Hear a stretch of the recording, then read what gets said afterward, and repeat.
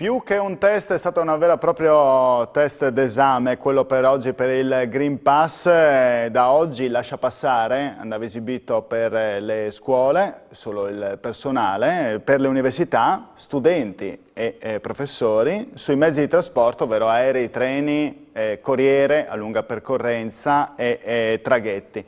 Vogliamo scoprire com'è andata, l'abbiamo saputo un po' anche nel nostro corso, nel nostro telegiornale, ma vogliamo scoprirlo insieme al magnifico rettore dell'Università di Udine, Roberto Pinton. Salve, grazie per essere venuto a trovarci. Buonasera, grazie a voi per l'invito. Com'è andata?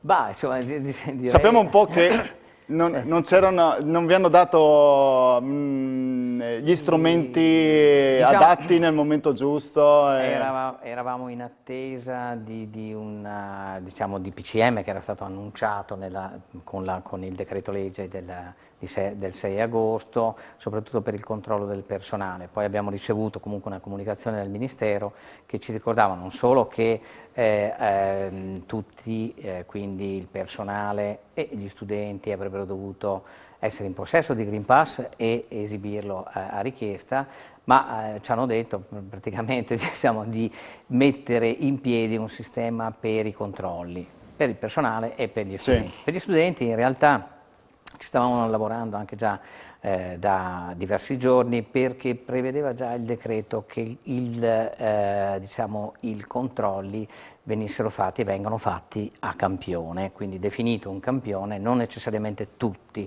È chiaro che poi questo diventa sostanzialmente tutti gli studenti nel momento in cui ci sono situazioni particolari, l'accesso agli studi, alle biblioteche, eccetera, perché lì diventa praticamente obbligatorio per ciascuno. E oggi l'avete fatto a campione sui ragazzi? Oggi è partito a campione e ovviamente anche, come si diceva, nelle aule studi e biblioteche invece c'è stata una cosa più capillare.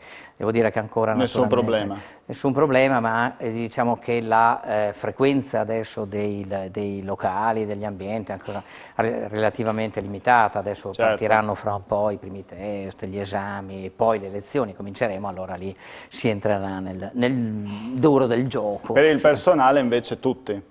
Per il personale noi abbiamo ricordato, come era giusto che sia, e comunicato a tutti già tempo fa, appena possibile, che da oggi scattava l'obbligo di averlo e di doverlo esibire. Quindi chi non l'avesse ancora ricevuto, naturalmente si preoccupasse di reperirlo. Poi in realtà noi stiamo elaborando un metodo che ci permetta, non avendo delle indicazioni precise e definitive, i metodi di fatto non ci sono arrivati, salvo eventualmente l'utilizzo dell'app governativa, quella per la verifica del Covid, un sistema di deleghe ramificate che permetta di rendere particolarmente efficiente il controllo senza dover diventare un appesantimento particolare. E ci siamo sostanzialmente dal 6, lunedì 6, scatteranno questi controlli in maniera massiva, perché naturalmente tutto il personale che sta presso i nostri spazi, i nostri edifici, le nostre sedi deve essere dotato di Green Pass, così come gli studenti. Per loro il controllo però deve essere capillare.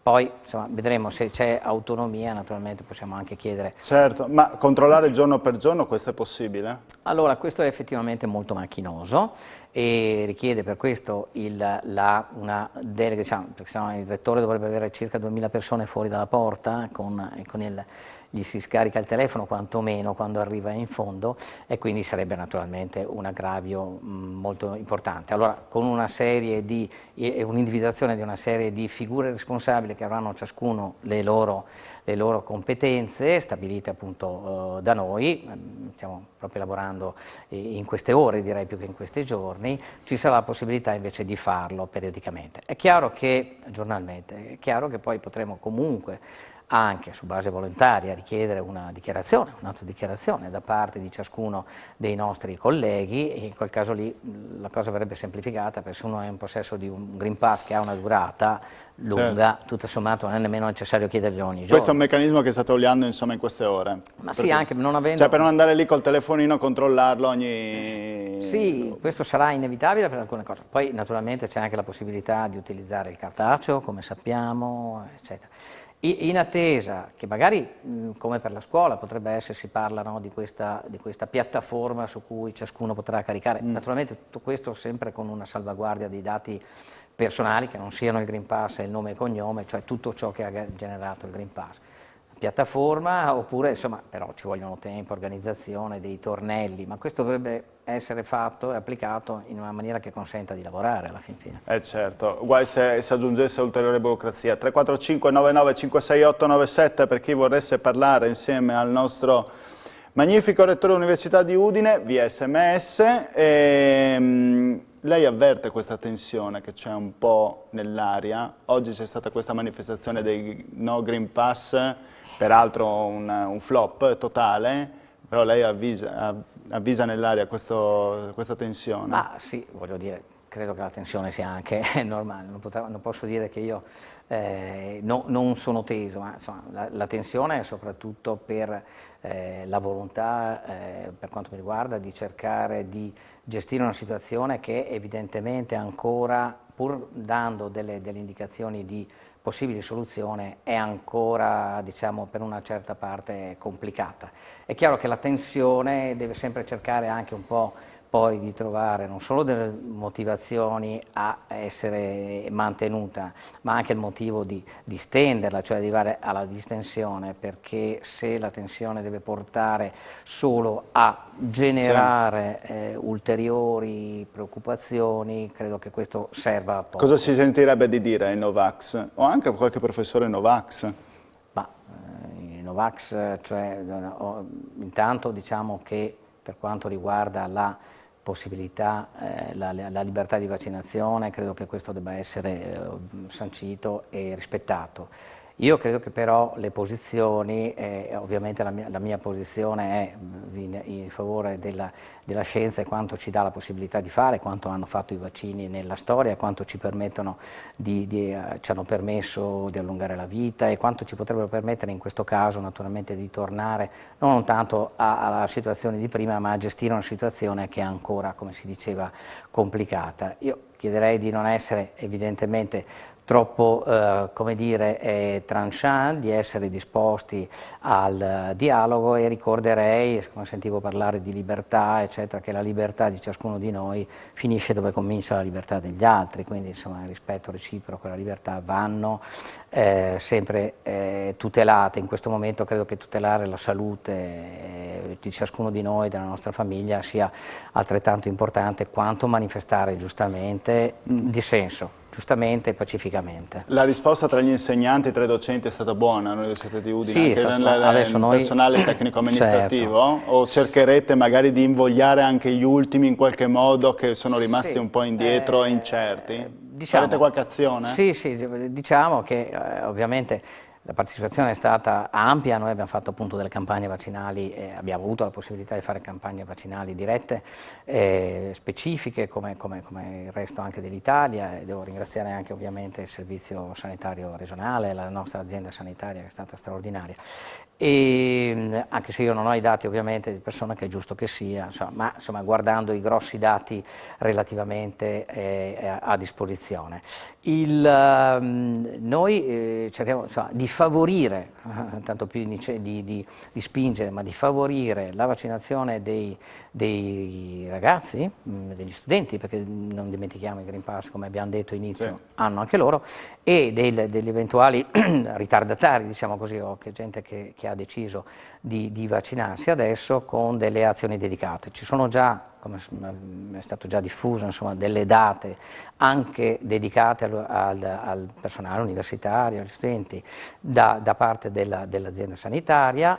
In collaborazione con l'azienda sanitaria faremo addirittura un vaccination day presso locali dell'università, per cui chi vuole potrà usufruirne. Dopodiché ricordo che Green Pass si ottiene con la vaccinazione, che forse è la cosa più semplice, come abbiamo detto, e anche di lunga durata, ma può essere ottenuto anche con tamponi. Immaginiamo che qualche telespettatore, studente o professore sia collegato con noi. Quando sarebbe questa data ufficiosamente, o state pensando a una data? Sì, no, ufficiosamente nei prossimi giorni, indicativamente il 9 settembre, però è ancora da definire con chi dovere. Naturalmente anche perché fare un punto vaccinale significa avere anche garanzia che le cose possono essere fatte così come vengono fatte in ospedale.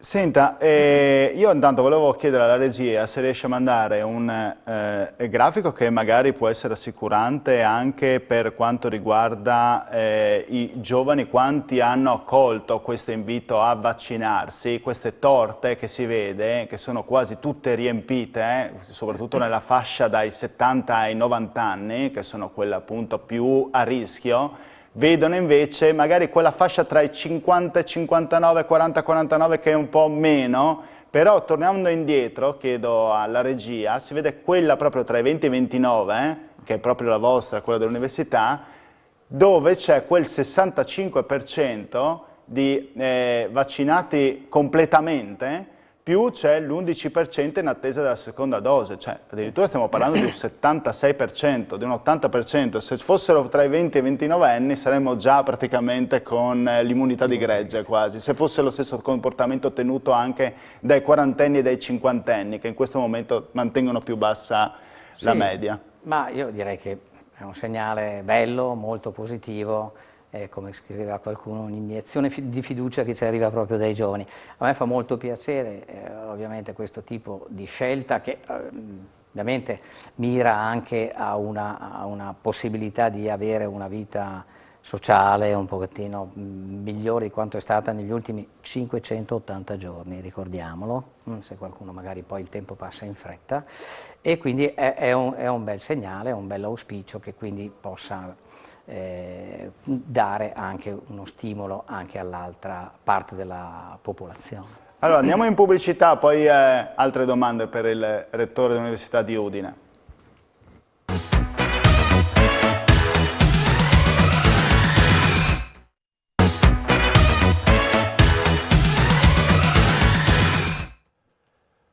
Bentornati in diretta con Screenshot, puntata dedicata al Green Pass che entra in vigore anche per scuola, per quanto riguarda il personale, e università, anche per quanto riguarda gli studenti. Magnifico rettore di Udine, Roberto Pintoni al mio fianco. Lo sottopongo subito a una domanda che ci mandano degli telespettatori.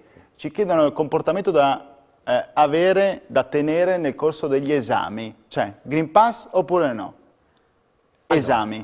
Allora, se uno si presenta all'esame deve avere il Green Pass? Sì, in se presenza. si presenta. Allora, tutte le attività in presenza svolte presso i locali, ovviamente, le sedi dell'università, devono prevedere il possesso del Green Pass. Quindi chi va all'esame in presenza deve avere il Green Pass. Ecco.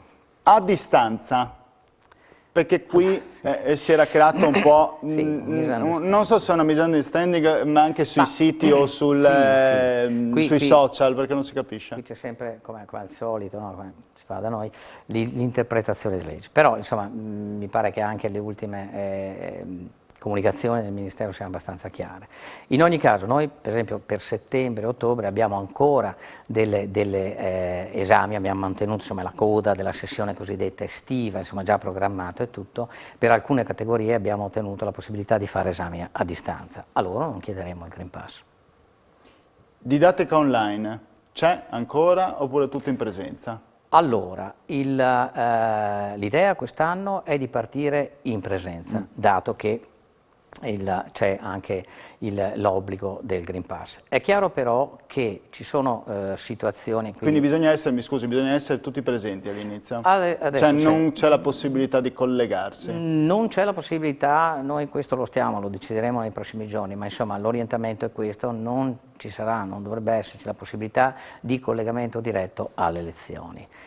Ci sarà, io questo cioè, lo vorrei fortemente, lo voglio fortemente, che ci sia la possibilità di utilizzare le registrazioni, comunque, non necessariamente fatte in quel medesimo momento, anche se saranno disponibili per un certo momento, per un certo tempo, ma tenendo conto anche che ci sono delle categorie che comunque non possono ottenere il Green Pass e che comunque, alle quali dobbiamo comunque garantire la erogazione didattica. Per loro c'era anche un'attività di supporto, naturalmente con ulteriore materiale didattico, che gli consenta, anche se non possono partecipare direttamente in presenza alle lezioni, di seguire il corso. Però l'idea è quella, naturalmente, questo con la possibilità anche, se ci sarà concesso, di riempire, insomma, diciamo, le aule pur con un minimo di distanziamento.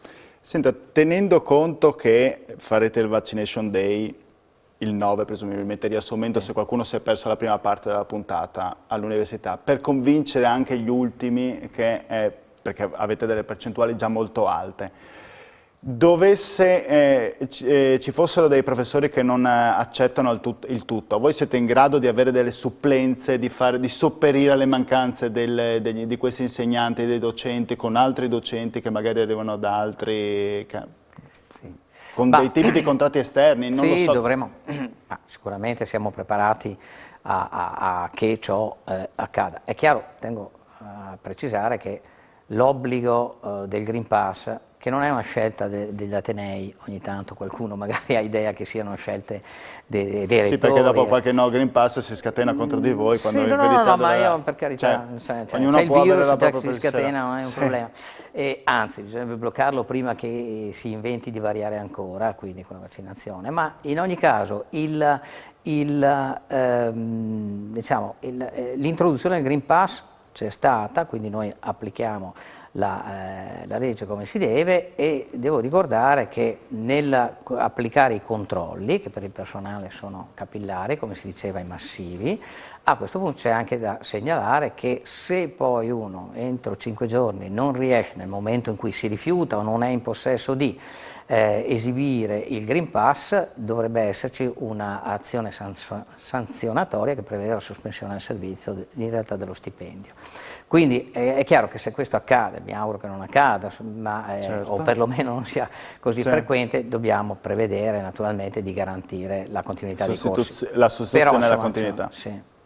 Senta, io adesso volevo lasciare un po' questo discorso che riguardava il Green Pass. Negli ultimi 5-6 minuti volevo chiedere l'obiettivo di queste...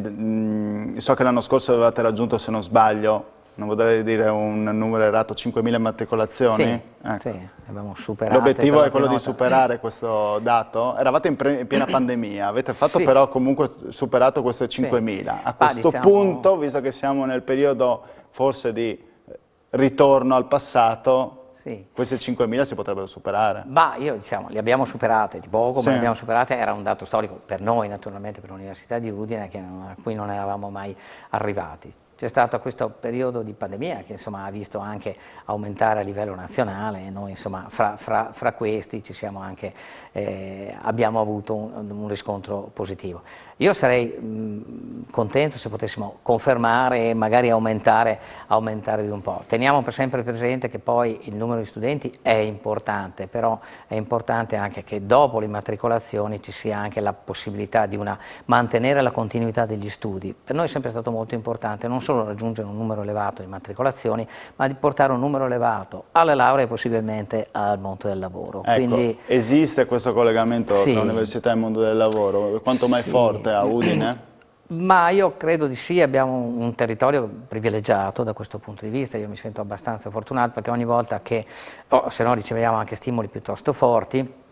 Recentemente abbiamo lanciato anche iniziative sostenute dalla Regione, per esempio in collaborazione con Confindustria, ho sostenute anche Fondazione Friuli, con il Lab Village, in cui abbiamo creato realmente dei punti di incontro molto forti con le imprese, ma vediamo che ogni attività che lanciamo ha sempre un ritorno positivo, e questo naturalmente ci aiuta non solo a direzionare meglio i nostri obiettivi formativi e quindi anche interagire in maniera più precisa con quello che è l'orientamento del mondo del lavoro, ma anche creare dei canali preferenziali per il placement successivo. È quello del resto che ci dà anche un buon posizionamento a livello nazionale, ma al di là delle classifiche, diciamo, sì, quello che è importante è la soddisfazione dei siete ragazzi. terzi nella classifica nazionale tra le università di media dimensione. Ecco. Sì, beh, quindi insomma, è un buon... classifiche, insomma, o vinci lo scudetto, se no, insomma,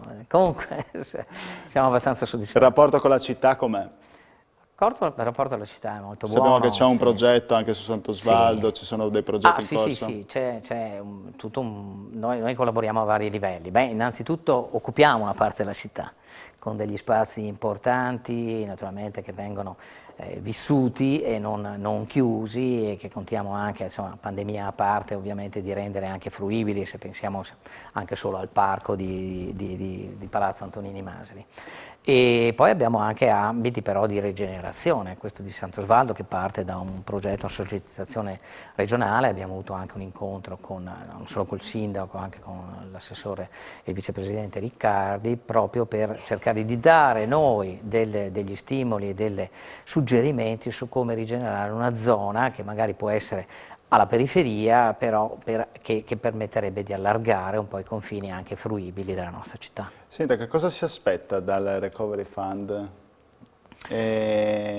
Soldi anche per... Soldi anche per l'università? Sì, sicuramente soldi arriveranno. Potrebbe esserci anche una situazione ma questo per tutta la società, lo sa bene il nostro Presidente del Consiglio, potrebbero arrivare anche troppi soldi. Ricordiamoci che noi in Italia abbiamo sempre avuto un problemino, che siamo sempre stati, non siamo stati sempre bravissimi a spendere ciò che ci arrivava dalla Comunità Europea. Quindi se questi sono i presupposti è chiaro che dobbiamo cambiare marcia e idea. Devo dire però, insomma, il lavoro è molto intenso. Per quanto riguarda l'università naturalmente conta sui fondi che verranno dati per la ricerca o anche attività queste in relazione con le imprese. Devo dire che sono già arrivati dei finanziamenti dal Ministero che vanno in questo senso. Il Recovery Fund sarà importante per rigenerare quella che è non solo l'attività di ricerca ma anche l'attività di formazione. È chiaro che poi l'università è impegnata in tutte quelle che sono gli asset, diciamo, di innovazione, se pensiamo come si va dal digitale fino alla transizione ecologica e il green, dove evidentemente l'attività di ricerca e quella applicata, quindi ecco di nuovo il contatto con il mondo produttivo, è assolutamente indispensabile. Quando torneranno gli studenti dall'Europa e extra Europa? Ecco, cioè, diciamo, lì c'è anche un altro problema. Sappiamo benissimo che per gli studenti, per esempio, che vengono da paesi dove ricevono vaccini ancora non accreditati in Italia o non accreditati al nostro sistema, è chiaro che c'è qualche problema di adattamento. La Regione stessa si sta interessando molto su questo, per questo aspetto. Noi contiamo. Abbiamo i programmi Erasmus, i ragazzi sono desiderosi ancora di viaggiare, ci sarà qualcuno che parte. Forse più desiderosi adesso di prima. Assolutamente, ma è anche questo l'effetto torta che ha mostrato nella prima parte della trasmissione. E anche perché poi sempre più spesso si sente parlare dai nostri ragazzi, i nostri figli, che per loro non è andare all'estero, essere in Europa. Si va nella tal città, nella tale università, si crea il gruppo di amici, la rete. Ormai l'Europa è questa. È casa. Sì. Va bene, la ringrazio Rettore per essere venuto a trovarci, in bocca al lupo. Grazie, per prosecuzione, insomma, meno problemi col Green Pass e più didattica, quello servirebbe ancora di più. Grazie, ce lo auguriamo a tutti. Grazie, noi ci vediamo per quanto mi riguarda venerdì, domani invece ci sarà Daniele Micheluzzo sempre con Screenshot. Grazie, arrivederci.